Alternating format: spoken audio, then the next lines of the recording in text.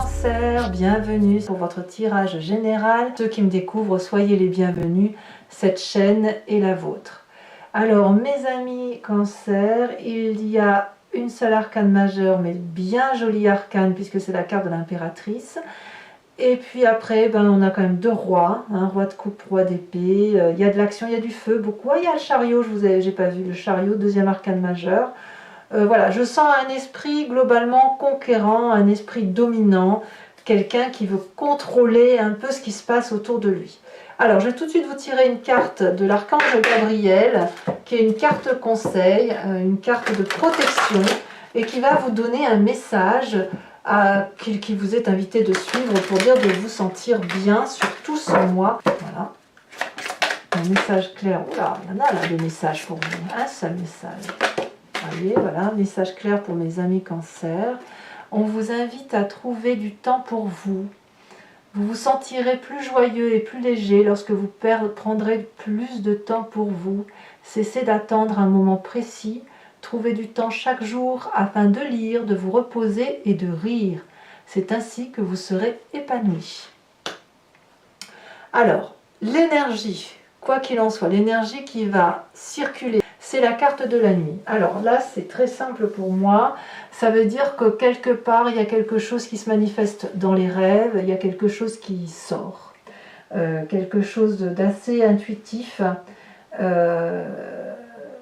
mais qui reste opaque. C'est-à-dire que les réponses ne sont pas très clairement établies. On n'est pas du tout dans les sciences mathématiques, 1 plus 1 égale 2. Là, on a plutôt quelque chose qui se dessine, qui relève de l'intuition, d'une vision, d'une personnalité qui écoute sa zone d'ombre, qui regarde un peu ses désirs les plus profonds et elle essaye d'en tirer profit et elle va essayer de le mettre en exergue et de laisser les choses se réaliser. C'est-à-dire que vos vérités vont vous venir à travers vos rêves et vos intuitions et que vous allez essayer probablement de le matérialiser dans votre vie, quitte à en prendre le contrôle. Voilà. Parce que voilà, ça vous renvoie à quelque chose qui est profondément ancré en vous. La zone sombre, c'est pas forcément du bon. Maintenant, c'est pas non plus du mauvais. C'est-à-dire qu'on a tous notre petite part grise et il faut pas que ça soit trop gris. C'est tout ce que je voulais vous dire. D'ailleurs, vous entrez avec l'énergie de la roi d'épée. Vous êtes le commandant en chef, c'est vous qui prenez les décisions, c'est vous qui prenez votre vie en main, c'est vous qui êtes gentil, c'est vous qui êtes méchant, c'est vous le chef. Littéralement, on a ce roi d'épée qui fait caisse de résonance avec lui-même, qui sait où est sa vérité, qui sait ce qu'il faut faire pour acter les choses et qui est capable de descendre très profondément dans sa part sombre, dans la part sombre de l'autre et d'aller lui couper la tête s'il le faut. En même temps, le roi d'épée a cette intelligence et cette bienveillance suffisante pour faire la paix et pour empêcher justement que le pire arrive. Donc, il a cette capacité de voyager entre les énergies positives et les négatives comme ça, parce qu'il brasse de l'air dans sa tête, parce qu'il est intellectuel, parce qu'il réfléchit à ses actions. C'est pas un fou, le roi d'épée. Le roi d'épée, s'il le sanctionne, il sanctionne parce qu'il sait qu'il doit sanctionner. À l'inverse, s'il donne grâce à la personne et s'il lui laisse le droit de vivre, bien évidemment, c'est imagé ce que je vous dis là, c'est parce que il sait qu'il doit aller dans cette direction-là. Regardez, par exemple, ce dragon-là lui a fait beaucoup de mal. Il était descendu pour se venger. Voilà. Et puis là, il voit qu'il y a un bébé dragon sur le dos. Qu'est-ce qu'il va faire? Il va trancher la tête de la mère? Non. Il a décidé de lui laisser la vie sauve. Il a décidé de repartir dignement. Parce qu'il est intelligent, le roi. Voilà. Donc il y a un côté masculin. C'est très très masculin tout ça. Il y a un côté protectorat. Mais protectorat de sa personne avec la nécessité d'aller dans une direction. Donc attention pour vous effectivement à ne pas être trop sévère, pas trop dur. Vous avez des vérités qui vous viennent de la nuit. N'allez pas pour autant couper les têtes le lendemain matin à toutes les personnes qui seraient sur votre chemin et qui ne seraient pas très justes. On vous dit au contraire de vous apaiser, de multiplier vos réalités pour dire effectivement de ne pas être dans un chemin trop restrictif. Environnement favorable. Oh ben là, littéralement, on préserve ses deniers. Là, littéralement, on a décidé que on commande soi-même, on protège sa famille, on protège ses deniers, on protège ses petites affaires. Hein. Donc tout ce qui concerne les luttes autour de vous, les personnes qui vous embêteraient, si vous mettez en protection vos petits bijoux, vos petites affaires précieuses, et si vous ne lâchez rien, si vous êtes entêté, c'est une bonne chose. Donc quelque part, vous êtes invité à cette avarice d'autoprotection, voilà, de non-partage, de vérité que vous avez établie. Quelque part, je pense que ce serait vous déstabiliser que de vous demander de lâcher quelques brides, voyez. On est un peu renfrogné là. Moi, je l'appelle la carte de l'avarice parce qu'il y a un refus, si vous voulez, de lâcher le contrôle. Donc, il y a quelqu'un autour de vous qui pourrait être d'un signe de terre, hein, Taureau, Capricorne ou Vierge, qui serait tenace, et c'est une bonne chose parce que ça vous met un peu, ça vous donne du fil à retordre aussi, hein, et apparemment ça vous fait du bien. Mais ça peut être vous aussi si vous êtes en ascendant ou en signe lunaire, c'est-à-dire que vous vous donnez du retort à vous-même. Vous voyez, il y a quelque chose qui se construit là, mais qui se libère, c'est-à-dire que vous gardez ce que vous avez construit précieusement tout en libérant l'intellect et tout en ayant une intuition qui se développe. Par contre, ce qui vous serait négatif dans l'environnement, c'est de croire que vos projets sont la seule et l'unique lumière qu'il y a lieu de regarder. Je m'explique. Le chariot va nous parler de personnes qui vont vers le succès, de personnes qui ont décidé de gagner, de regarder dans la même direction et de mettre de la lumière là où il fait nuit. Donc on part d'un bon principe, on part d'une générosité globale, on parle de quelqu'un qui a envie de faire des choses bien, de construire des choses bien, mais si on vous dit que c'est néfaste, ça veut dire qu'il n'y a pas que votre vérité et votre réussite qui comptent. C'est-à-dire que si vous avez un objectif de vie, vous êtes ce roi d'épée, il ne faut pas oublier que vous êtes autoritaire d'épée. Si vous avez un objectif, une vision de vie, ce n'est pas forcément celle-là qui sera la bonne pour l'environnement du 4 de denier. Si votre objectif c'est de mettre en sécurité la famille, les biens, d'aller chez le notaire, que sais-je, c'est pas forcément vous qui avez raison. C'est ça que ça veut dire. C'est pas ça qui fera que ce sera une réussite. C'est-à-dire que si vous avez un chemin que vous envisagez de prendre et que vous ne tenez pas compte du fait que pour l'autre, eh bien c'est pas ce même chemin que là, eh bien vous vous foutez le doigt dans l'œil. La réussite telle que vous la voyez et qui est peut-être vue par d'autres personnes ne sera peut-être pas le chemin qui sera emprunté. Et auquel cas, vous n'aurez pas d'autre choix que de vous retrouver avec vous-même. Ça, c'est le conseil. De ne pas forcer le destin. Ne forcez pas l'environnement. Votre vérité, c'est celle qui vous appartient à vous. Elle n'est pas forcément celle de l'autre. Dans votre présent, ce qui se manifeste, c'est le fait que y a beaucoup d'amour. Hein. En fait, si vous prenez des décisions, si vous êtes celui ou celle qui fait autorité, qui sait où elle va, où il va, qui sait le chemin à prendre pour réussir, c'est au nom de l'amour. C'est pour dire qu'on soit stable émotionnellement, qu'on construit, qu'on est là pour aider l'autre, sans que l'on nous demande rien. C'est la personne... Attendez, j'ouvre la porte, décidément, j'ai beaucoup de messages de mes chiens aussi. Hein. Le roi de coupe, c'est la personne qui va être aimante gratuitement, qui est là pour l'autre sans rien demander. Donc ça peut être un signe d'eau, donc c'est vous, ça peut être aussi un autre signe d'eau. Donc l'eau c'est Cancer, mais c'est aussi le Poisson et c'est aussi le Scorpion.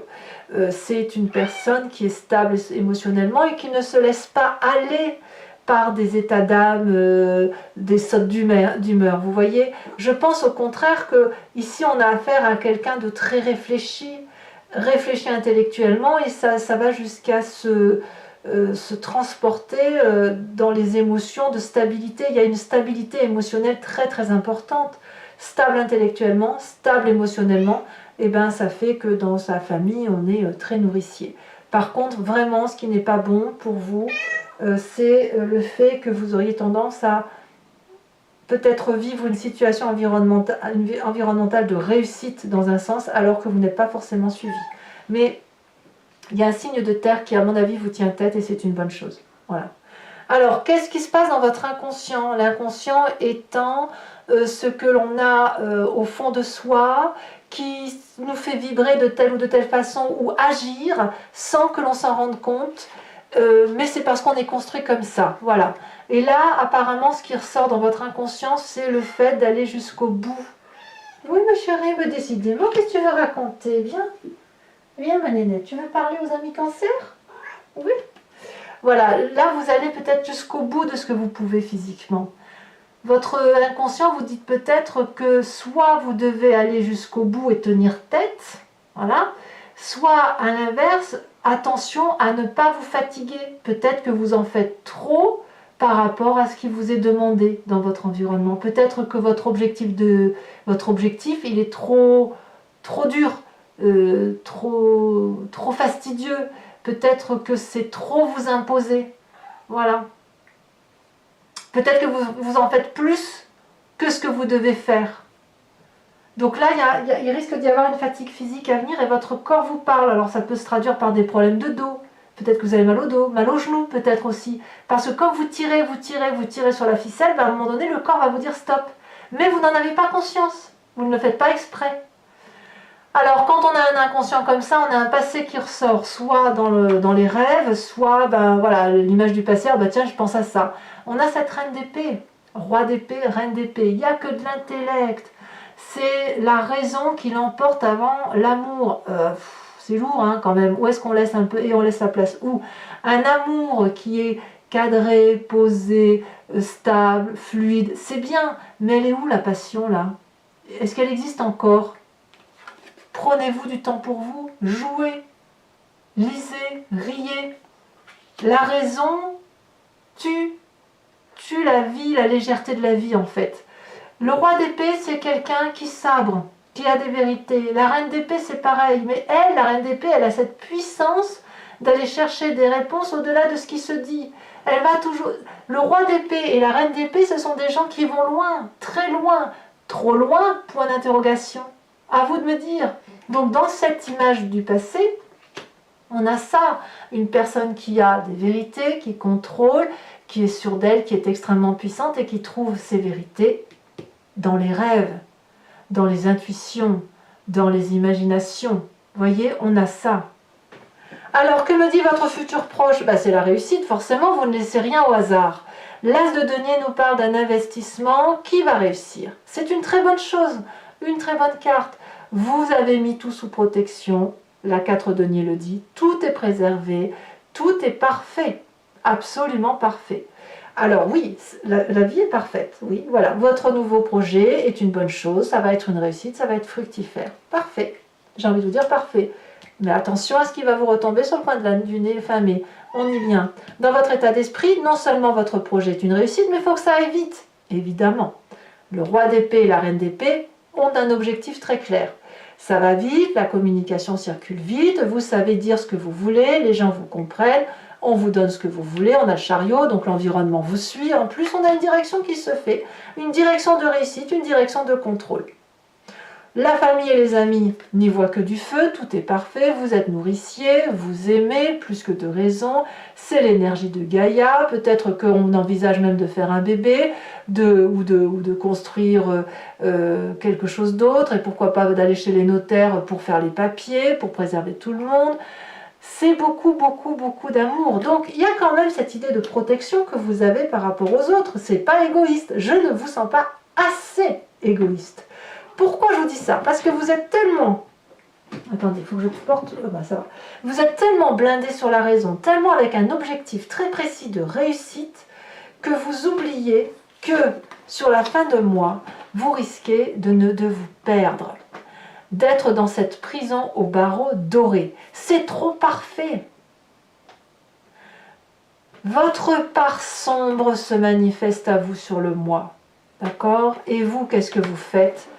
Vous restez raisonnable, ancré avec une vérité, paf, paf, carré. Il ne faut pas sortir dans votre tête de cette petite zone de confort, de roi d'épée, donc le côté masculin protecteur, celui qui aime, celui qui prend des décisions sages et raisonnables, cette mère qui est très nourricière, très bonne, très douce, très aimante. Voilà.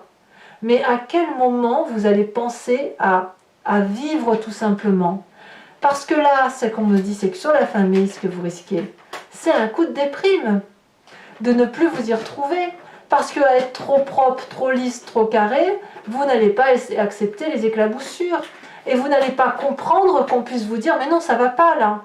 Et ça vous fait pas du bien, parce que comme vous êtes parfait, eh ben, est-ce que vous allez comprendre que ben, le parfait tue le parfait, vous voyez? Oui, j'ai fait tout ce qu'il fallait. Ben oui, vous faites tout ce qu'il fallait, effectivement, jusqu'à oublier que peut-être il y a autre chose à vivre. Alors, conséquences de vos actions et de vos pensées sur l'environnement, cavalier de bâton. Ici, la cavalier de bâton, elle va me parler d'un signe de feu, bélier, lion, sagittaire. Vous l'avez peut-être en ascendant ou en signe lunaire, certes. Mais c'est la personne qui va se mettre en marche, qui va être un peu plus impulsive, qui va peut-être prendre les devants pour continuer ce que vous avez entamé. Vous voyez? Alors attendez, j'ai un chat ici qui m'embête. Voilà. Ce que vous avez entamé va être fini par l'autre, ou à l'inverse, il y aura des déménagements, des changements, ou quelqu'un qui va effectivement être intempestif, impulsif, dynamique, voilà, et qui va dire allez on y va, on va pas se poser de questions. Donc je pense que vous aurez probablement un coup de mou. J'ai une chatte qui fait vraiment des bêtises, hein. Vous aurez probablement un coup de mou, vous, sur la fin mai, parce que justement, vous aurez beaucoup donné, et peut-être que vous vous aurez un petit peu oublié. Voilà, mes amis Cancer. Alors maintenant, je vais recouvrir le jeu avec le tarot du Lucid Dreams. Allez, c'est parti.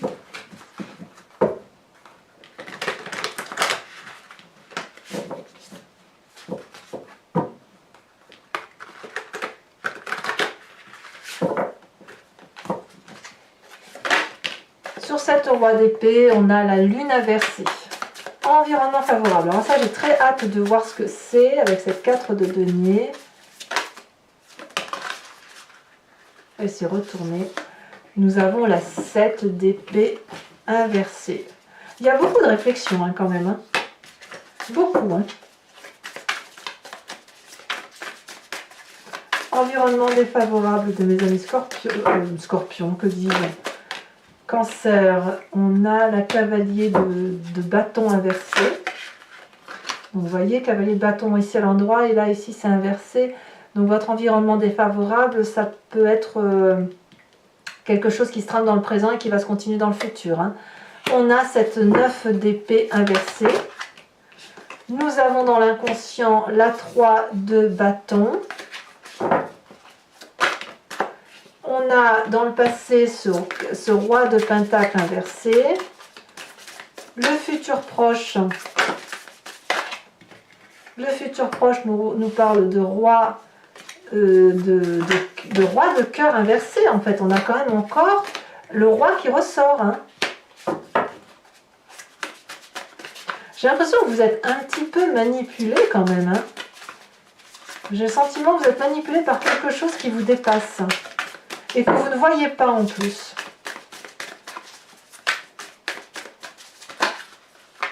Ouh là là.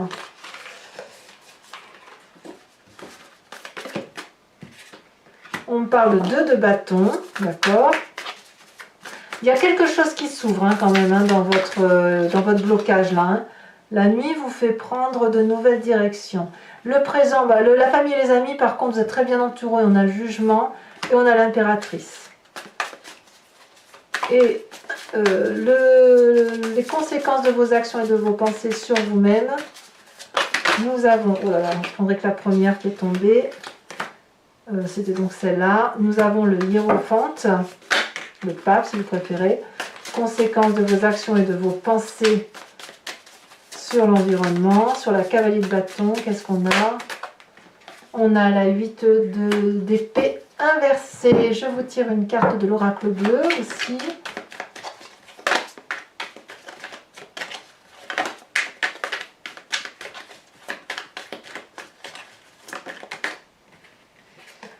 Ah oui, on a le feu. Je vous en mets une là-dessus. Il y a quand même un signe de feu autour de vous. Hein. Et, oh non, là il y en a trop. Je vous en mets une troisième pour avoir un bilan. On a la carte de la transformation. Voilà. Allez, mes amis Cancer.